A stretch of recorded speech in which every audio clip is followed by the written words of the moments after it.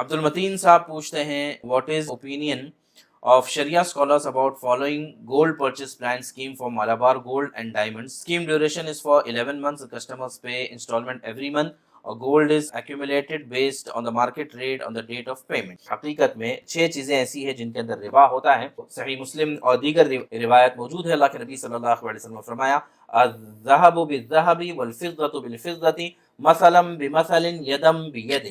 ان 6 چیزوں میں اگر معاملہ کرنا ہو تو ضروری ہے کہ برابری کے ساتھ ہو اور اس میں ادھار نہ ہو. تو 2 طرح کا ربا ہوتا ہے، ایک ربا النسیئہ، ایک ربا الفضل.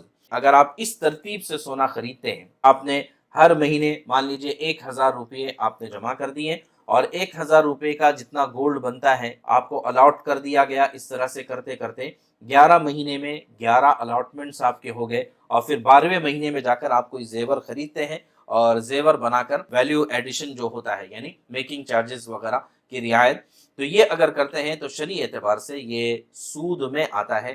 اس کی وجہ یہ ہے کہ دیکھیں میں نے کہا کہ مثلاً بمثل یدم بید، کہ اگر سونے چاندی میں اگر کوئی معاملہ کرنا ہے، ویوہار کرنا ہے تو وہ برابر سرابر ہوگا، دوسرے کے ادھار نہیں ہوگا. تو اب یہاں پر سب سے پہلی بات یہ آتی ہے کہ ہر مہینے جو آپ کے نام پر سونا خریدا جا رہا ہے اس پر آپ کا قبضہ نہیں ہے. تو لہٰذا جب آپ کا قبضہ نہیں ہے تو یہ گویا کہ ادھار ہو گیا.